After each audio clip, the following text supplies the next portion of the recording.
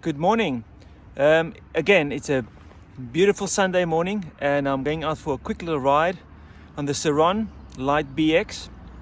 It's got just over 1,000 miles on the clock now, and today I want to try out two mounts, one for the Insta 360, or if you want to have a GoPro mounted to the handlebars. It's a handlebar clamp, and the other one is a phone holder for an iPhone or any other phones.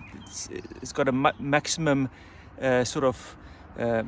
holding capability type of thing. So it expands and you put your phone in and it retracts and you can lock it. So they say it's for mountain biking, for motorbiking and everything. And I want to see today if it shakes around and wobbles and falls off and whatever, because I haven't been having much success with mounts. To get some nice footage and to also use my OS maps to find little routes, gravel routes. So I'm going to try it out today, and I'll show you how they look like now. So come along, enjoy the ride. So this is the first mount. I think I paid £18 for it on Amazon. I'll drop the link down below. But there's two versions, the one with a metal bracket at the back and the one that bit is plastic. But the thing that's nice about it, it's got like corner hooks that you can put your phone in, and also it comes with extra spacers here that you can stick on here. So when your phone is not flush, you can put the spacer in, and that spacer allows you then to make the phone fit nice and snug. Very straightforward. You pull on the corners and it opens up, and you can see it actually opens up quite nicely, like really wide, and then it retracts back. And then if you look at the back here, there's a little lock, so you push that forward, you pull that back, and that then locks it in place so it can't open. The other thing that's quite, sorry about that. Thing that's also quite nice about this one, it's got a little wheel that you can loosen here, and that then allows you to position the holder any way you like. Yeah, you can tighten that again, so let's just tighten that. That's that. And also, I know it's plastic, but looks like quite a nice solid bit of plastic. It comes with 3 different spacers for different handlebar thicknesses, and it's got a little thumb screw there where you can then tighten the whole thing. And even, I'm really keen for the RAM mounts, but I've priced up a RAM mount to with all the brackets and everything, and it comes to something like almost like £100. And if something else works, then I want to actually try it out, because like 60 or 70 or 80 pound is just, for me, is way too much money for like a mount. But yeah, RAM does do the same type of mount as this. It's called I think they call it a claw or a clamp mount. So you use that, and then you use your small little arm, RAM arms on the 2 balls, and then you also then can fit a normal camera mount, or you can then fit a GoPro. So just getting onto this is the other mount. This one was £15 on Amazon, and I'll drop the links below. I want to try this today.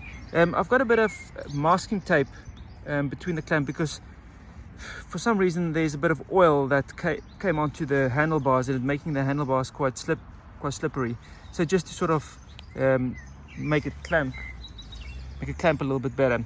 So this mount again is a clamp, so it can open up, it can fit different thicknesses of handlebars.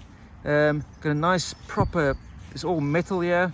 There's also a metal ball joint, so you can loosen that, you can tilt it around. It's got a little slot, so you can tilt it even further back. So if I loosen this slightly, you can see it. Basically, you can move it all about, you can swivel it around, and then you can also position it like that if you want to get a more of a centralized shot. I might run it like that for a little while and just see how that goes. Because the nice thing with the Insta 360 is you can have it at any angle, and you should be able to get a good view. So hopefully now I can get some footage of the clocks, and then front and a bit of myself.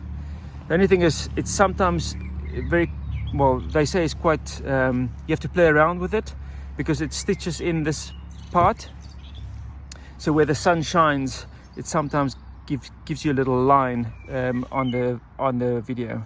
So yeah, I'm going to try this out today. I'm going to go and find a a byway where I'm allowed to ride this Sur Ron, and then see if the mounts hold up. So come along.